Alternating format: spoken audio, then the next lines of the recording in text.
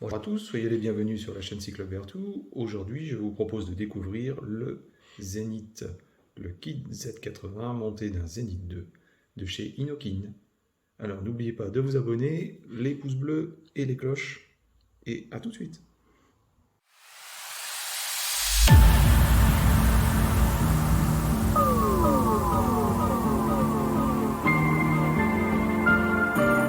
Le kit Z80 de chez Inokin, pas mal de choses à dire sur ce kit, il est assez récent. Vous allez voir qu'ils ont fait quelque chose de plutôt pas mal. Découvrons ça ensemble. Alors tout d'abord, comme chez Inokin, je passe assez rapidement. Plus de plastique, carton recyclé, ce qui est vraiment très bien pour la planète.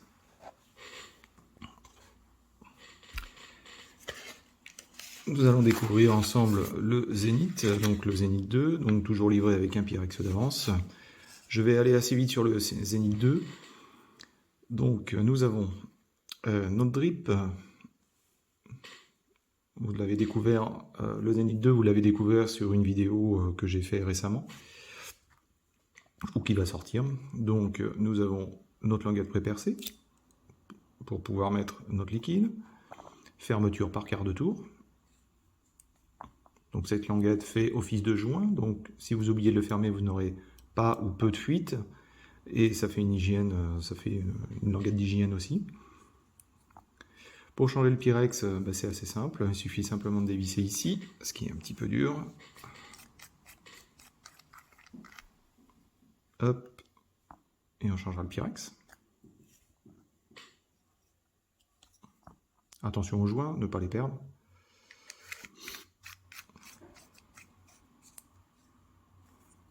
Notre système d'aéro, donc à chacun sa vape, on essaiera de trouver la vape qu'on souhaitera, donc de plusieurs trous jusqu'à ouverture totale.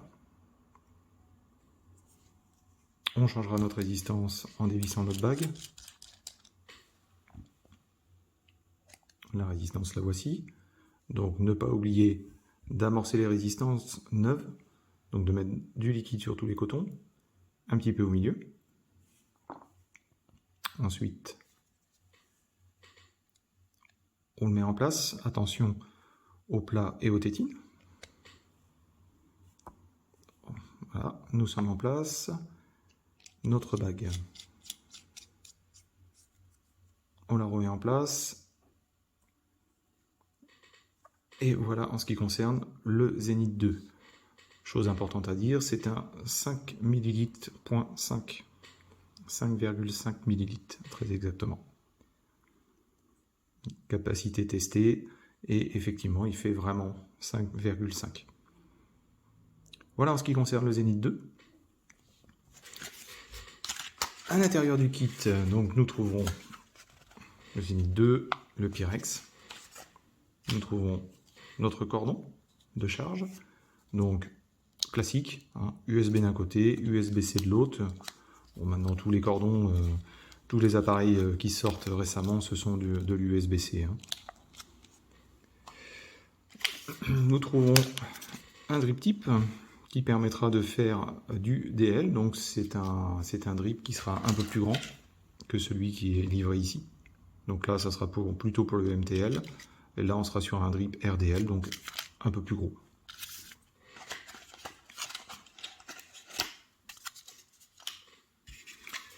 Une résistance, donc nous avons une résistance de montée,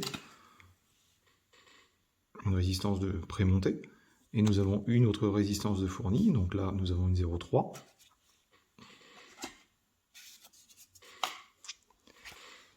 Une notice multilangue, et une notice en français qui est plutôt bien faite, qui va reprendre point par point en fait ce que je vais vous décrypter un petit peu dans cette vidéo. En ce qui concerne la box, la voici. Alors tout d'abord, nous allons la découvrir sur tous ces plans. Je vais même essayer de vous la mettre en gros plan. Voilà.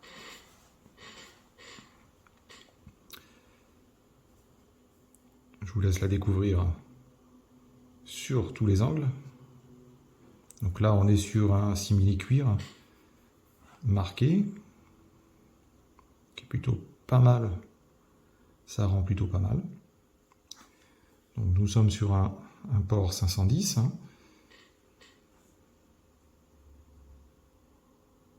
Pas de vis 510. Donc nous avons notre bague.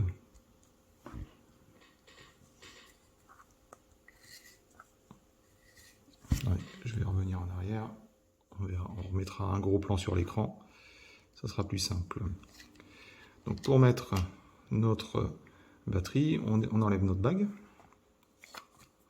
Et notre accu, c'est une accu 18850 hein, qui va accepter du 2100 jusqu'à 3005. Aucun problème. Le plus est toujours en bas. Donc le plus étant ici. On remettra notre accu comme ça. On refermera notre trappe qui se visse.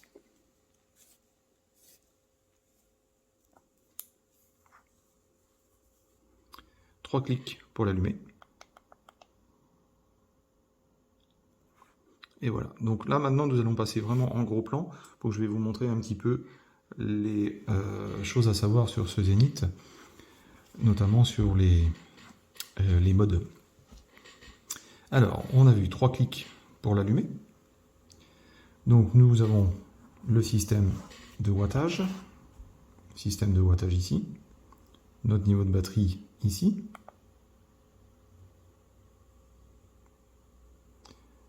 c'est un kit qui va jusqu'à 80 watts, nos informations qui sont ici, notamment la résistance, ce que vous avez de monter dessus, donc c'est du wattage, qu'est-ce que ça fait en volts et ainsi de suite.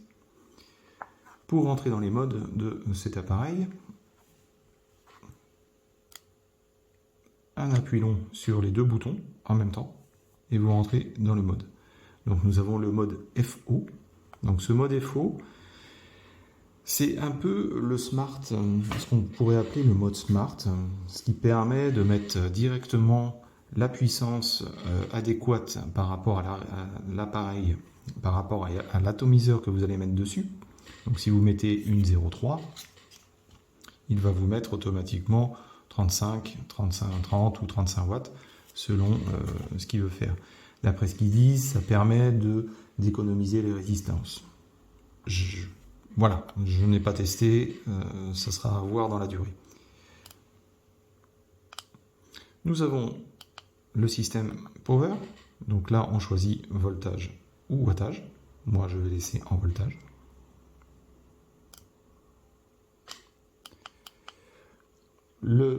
Ça c'est un système, le refresh, c'est un système qui permet de prolonger la durée de vie des résistances, puisqu'ils annoncent une alimentation à 40% de la résistance. Ok. Je vous laisse découvrir aussi, je ne suis pas forcément convaincu. Le setting. Alors le setting, on va rentrer dans le mode. Alors là nous avons l'affichage minimal ou pro. Nous avons la durée de veille de l'écran. Ici, nous avons la capacité de régler notre VAP entre 3 secondes et 18 secondes. Ça, c'est le numéro du produit. Reset, c'est la restauration d'usine. Exit. Je crois qu'il m'en manque un. C'était le setting qu'on vient de faire, exactement. Et puis, on a l'exit pour sortir du menu. Ici. Exit pour sortir du menu, on sort. Donc là, moi, je l'ai laissé en système d'usine. Ce qui me paraît le plus sympathique, j'attire votre attention sur le fait que tout ce qui est thermocontrôle a disparu. Maintenant, on revient à l'essentiel entre le wattage et le voltage, puisque Inokin nous a laissé la possibilité d'être en wattage ou voltage. Tout ce qui est thermocontrôle a totalement disparu des nouvelles box qui sortent. Voilà, quoi dire de plus, à part les choses classiques qu'on retrouve sur une box standard. Nous avons notre système de chargement ici. Donc on peut continuer on peut continuer à tirer dessus quand il est en charge. Sachez qu'au niveau des accus, et ça c'est valable, je vous donne cette information, c'est valable aussi pour les téléphones portables ainsi que tout appareil à batterie. Il est très important de jamais décharger les batteries complètement. Ça c'est une fausse idée reçue. De décharger les batteries complètement et les recharger complètement. Ça c'était vraiment les anciennes générations de batteries d'il y a 10 ou 15 ans. Aujourd'hui, il vaut mieux faire des micro-charges de batterie et garder toujours au moins le minimum de charge dans la batterie. Ça les prolongera. Ça prolongera vraiment les durées de vie des batteries. Faites attention quand vous les transportez aussi vos batteries. Ne jamais les mettre comme ça, dans une poche, avec des objets métalliques, des clés ou encore des pièces de monnaie. Toujours les transporter dans un étui, plastique qui normalement devrait vous être fourni lors de l'achat. Ne jamais transporter aussi vos accus sur un chargeur standard et monté sur le chargeur et mis comme ça dans un sac. Ça, ce sont des règles de sécurité que je vous invite à respecter parce qu'il pourrait vous arriver quelques surprises. Voilà en ce qui concerne le kit Z80 de chez Inokin. Cette vidéo était un petit peu longue. Si vous avez des questions, n'hésitez pas à les poser en dessous de la vidéo. Cette vidéo est maintenant terminée et je vous dis à très vite.